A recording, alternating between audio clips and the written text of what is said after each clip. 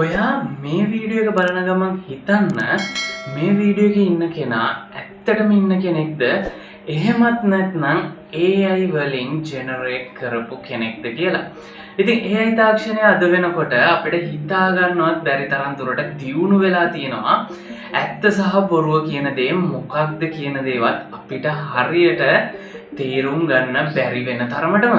ඉතින් කෙනෙකුගේ මුහුණුවර සහ එයාගේ කටහඬ එහෙමත් නැත්නම් එයාගේ වොයිස් එක සම්පූර්ණයෙන්ම වෙනස් කරන්න වගේම අලුතෙන්ම මුහුණුවරක් සහ කටහඬක් යම් පුද්ගලයෙකුට ලබා දෙන්නත් AI තාක්ෂණයේ දියුණු වෙලා තියෙනවා. ඉතින් මෙන්න මේකට තමයි අපි ඩීප් ෆේක් කියලා කියන්නේ. ඉතින් මේ වීඩියෝ එකෙන් අපි බලමු අපි කොහොමද මේ ඩීප් ෆේක් එකට අහු වෙන්නේ නැති විදියට අපේ දේවල් කරගන්නේ වගේම මොකක්ද මේ ඩීප් ෆේක් කියලා හරියටම කියන්නේ කියලා බලන්න.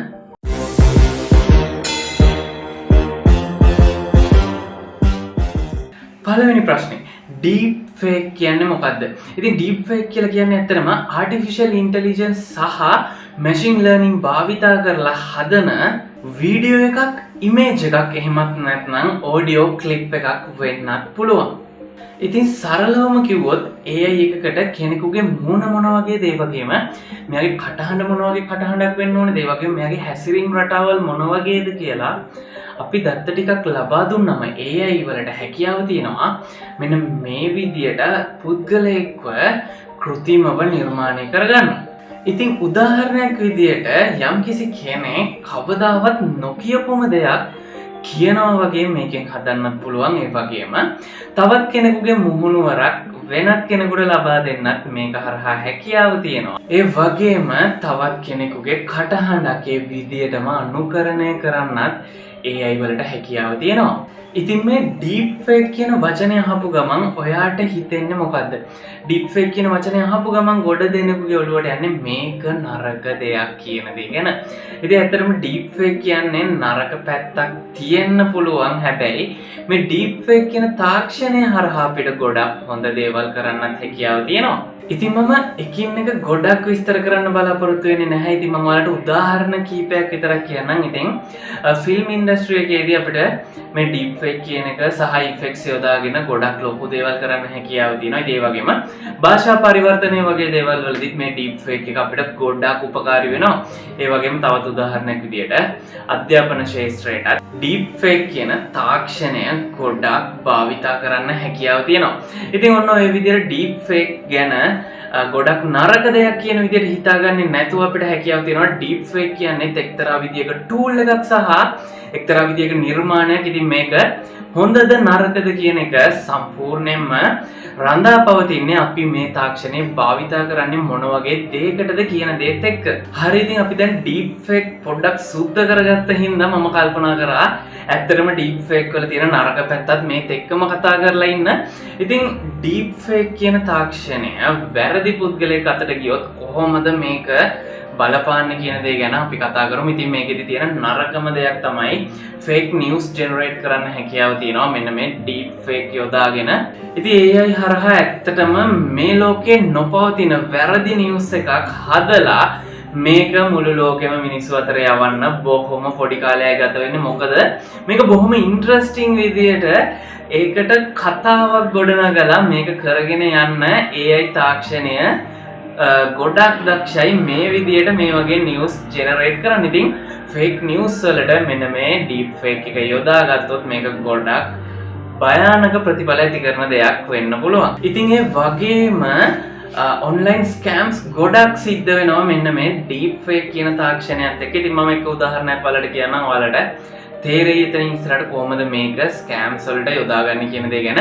ඉතින් උදාහරණයක් විදිහට හිතන්න ඔයා හොඳටම අඳුරන ඔයා දන්න කෙනෙක්ගේ කටහඬකින් ඔයාට කෝල් එකක් එනවා. ඉතින් එයා කියනවා මෙන්න මේ වගේ මුදල් අවශ්‍යතාවයක් තියෙනවා. අට පුළුවන් ද මට දෙන්න, මම තව සතියකින් ඔයාට දෙන්නම් කියලා.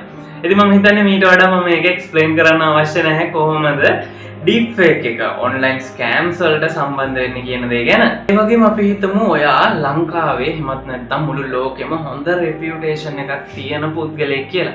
ඉතින් මෙන්න මේ වගේ පුද්ගලයෙකුගේ මුහුණුවර සහ කටහඬ කියන මේ හැමදේම කොපි කරලා අරගෙන ෆේක් නිවුස් එකක් විදියට ජෙනරේට් කරලා ඒ වොයිස් එකෙන්ම මේ නිවුස් එක ඉස්සරහට අරගෙන ගියොත් ඔයාලට හිතා ගන්න පුළුවන් නේද මේ මිනිස්සයාගේ රෙපියුටේෂන් එකට මෙතනින් ඉදිරියට මොන වගේ දෙයක් වෙයිද කියලා.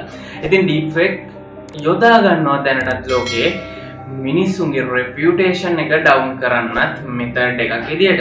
ඉතින් ඒ වගේම ඔයාලව දැනුවත් කරන්න ඕනේ වැදගත්ම සහ අවසාන කාරණාව තමයි ඔයාගේ තියෙන සිකියුරිටි එක. එහෙමත් නැත්නම් ඔයා අන්තර්ජාලය භාවිතා කරනකොට ඔයා Facebook එකට වෙන්න පුළුවන්, එහෙමත් නැත්නම් YouTube එකට වෙන්න පුළුවන් වීඩියෝස් ඒ වගේම ෆොටෝස් මේ විදිහට අප්ලෝඩ් කරලා තිනවා නම් ඔයාව මෙන්න මේ විදිහට ඩීප් ෆේක් එකක් හරහා ඔයාගේම ක්ලෝන් එකක් හදලා ඔයාටම ප්‍රහාරයක් එල්ල කරන්න තියෙන හැකියාව ගොඩක් වැඩි. මොකද එතකොට ඔයා ගැන සහ ඔයාගේ කටහඬ ඔයාගේ පෙනුම කියන හැමදේම ඔයා මේ වෙනකොටත් අන්තර්ජාලයට මුදා හැරලා ඉවර නිසා ඔයාට මෙන්න මේ ඩීප් ෆේක් අවදානම තියෙන පුද්ගලයෙක් විදියට තමයි ඔයාට ඔයාවත් සලකන්නේ. ඉතින් මේක ඇත්තටම ප්‍රයිවසි එක පැත්තෙන් ලොකු ඉෂුව එකක් වෙන්න පුළුවන් කාරණාවක්. හරි, ඉතින් අපි දැන් ඩීප් ෆේක් වල හොඳ කතා කරා මුලින්ම, ඒ වගේම ඩීප් ෆේක් වල තියෙන අඳුරු පැත්ත ගැන කතා කරා. ඉතින් අපි බලමු මෙච්චර ගොඩක් ඩීප් ෆේක්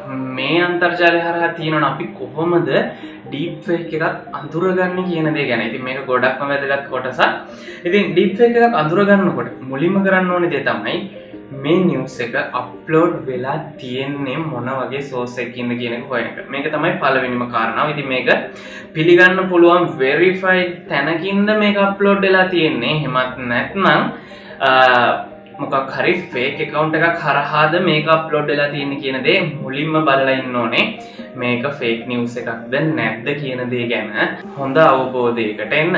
ඉතින් ඒ වගේම දැනට AI තාක්ෂණය හරහා පොඩි අවුලක් තියෙනවා මෙන්න මේ ඩීප් ෆේක් එක වීඩියෝස් වලට කරනකොට. මේක හොඳටම අඳුර ගන්න පුළුවන් විදිය තමයි ඔයාට මෙන්න මේ ඇහෙන කටහඬත් එක්ක කටේ චලනය කියන එක කියන්නේ මම මේ වචනේ කියනවා නම් මේ වචනේ විදියටම නැතුව තොල්පට වෙනස් විදියකට චලනය වෙන්න පුළුවන්. ඒ වගේම මුහුණේ ඉරියව් ගොඩක් දුක හිතෙන දෙයක් කියන වෙලාවකදී උනත් හරිම සතුටින් hina වෙලා ඒ දේ කියන්න පුළුවන්. මෙන්න මේ AI තාක්ෂණයේ තියෙන දැනට තියෙන පුංචි අවුලක් නිසා. ඉතින් මේක ඉදිරියේදී මේකත් ෆික්ස් වෙන්න ඉඩ තියෙනවා. හැබැයි දැනට මේ තියෙන ඩීප් ෆේක් නිවුස් ඒ වගේම ඩීප් ෆේක් වීඩියෝස් ගොඩක දකින්න පුළුවන් ප්‍රධානම කාරණාව තමයි මූණ ඉරියව් සහ මෙන්න මේ අපේ කට සෙලවෙන විදියේ ඉරියව් වල අපිට හොයාගන්න හැකියාව තියෙනවා මේක ඩීප් ෆේක්ද එහෙමත් නැත්නම් මේක ඇත්තටම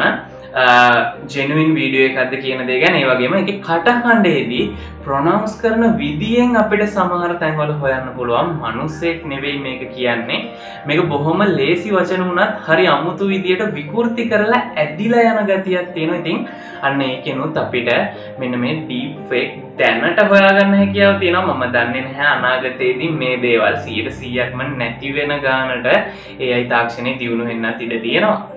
ඉතින් මේ වගේ දේවල් වලින් බේරෙන්න තියෙන අන්තිම ට්‍රික් එක විදියට මට ඔයාලට කියලා දෙන්න තියෙන්නේ ගොඩක් පුදුම හිතෙන දෙයක් ඔයාලට සෝෂල් මීඩියා එකේ හම්බුනොත්. අම්මා මේකනම් මරු, මේකනම් වෙන්න බෑ, මේක කරා කියන්නේ මේකනම් සුපිරි වගේ දෙයක් ඔයාලට හම්බුණා කියන්නේ අනිවාර්යයෙන්ම දෙපාරක් හිතන්න. මේක බොහෝ විට ඩීප් ෆේක් දෙයක් වෙන්න ඉඩ තියෙනවා. ඉතින් මේක බොහෝ විට සෝෂල් මීඩියාස් වල අපිට බලා ගන්න පුළුවන්. ඉතින් ගොඩක් පුදුම හිතෙන දේවල් අපිට මේ දිනවල බලා ගන්න හැකියාව තියෙනවා. මිනිස්සු එදිනදා ජීවිතේදී නිරත වෙන සාමාන්‍ය කටයුතු වලදී පවා බොහොම අමුතු විදියට සහ බොහොම අලංකාර විදියට හරිම ඉන්ට්‍රස්ටිං විදියට මේ දේවල් කරනවාට පෙවුනොත් දෙපාරක් හිතන්න මේක බොහෝ විට ඩීප් ෆේක් වීඩියෝ එකක් වෙන්න ඉඩ තියෙනවා. හරි, ඉතින් අනාගතයේදී මේ ඩීප් ෆේක් කොහෙට යයිද, මේ ලෝකෙ කොහෙට අරගෙන යයිද මෙන්න මේ තාක්ෂණයත් එක්ක. ඉතින් මේක ඇත්තටම දිනෙන් දින දියුණු වෙන තාක්ෂණයක්. AI තාක්ෂණය කියන්නේ අද තියෙන ස්ටේජ් එකේ නෙමෙයි හෙට තියෙන්නේ, වගේම හෙට තියෙන ස්ටේජ් එකේ නෙමෙයි තවත් දවසකින් දෙකකින් තියෙන්නේ. ඉතින් ඒ නිසා අපිට මේක හොයාගන්න බැරි තරමටම දියුණු වෙන්න ඉඩ තියෙනවා. අපි ගාව එකම එක ටූල් එකයි තියෙන්නේ. අපි මිනිස්සු විදියට ආටිෆිෂල් ඉන්ටෙලිජන්ස් අපිත් එක්ක කරන මේ සෙල්ලමේදී අපිට තියෙන එකම දේ තමයි අපිට ලැබෙන තොරතුරු හැමදේම විශ්වාස කරන්නේ නැතුව ඒක දිහා හරි අවධානයකින් බලලා ඒක ගැන හරි විදියට හොයලා මේක ඇත්තක්ද බොරුවක්ද කියන දේ ගැන හරි අවධානයකින් හරි විදියට හොයලා බලලා ඒක ගැන තීරණයක් ගන්න එක ඇරෙන්න අපිට වෙන කිසිම දෙයක් අනාගතයේදී ඉතුරු වෙන්නේ නැති වෙන්න ඉඩ තියෙනවා. මෙන්න මේ වගේ තාක්ෂණයන් ඉතාමත්ම ඉහළට දියුණු වීමත් එක්ක. ඉතින් ඩීප් ෆේක් කියලා කියන්නේ මේ මුළු ලෝකෙම වෙනස් කරන්න පුළුවන් බලවත් තාක්ෂණයක්. ඉතින් ඒ වගේම මේකෙදි හොඳ වගේම නරකක් තියෙන නිසා අපිට සිද්ධ වෙනවා මේක ගැන හොඳ අවධානයකින් ඉන්න ඉදිරියට. ඉතින් මම හිතනවා ඩීප් ෆේක් ගැන හොඳ අවබෝධයක් ඔයාලට මේ වීඩියෝ එක හරහා ලැබෙන්න ඇති කියලා.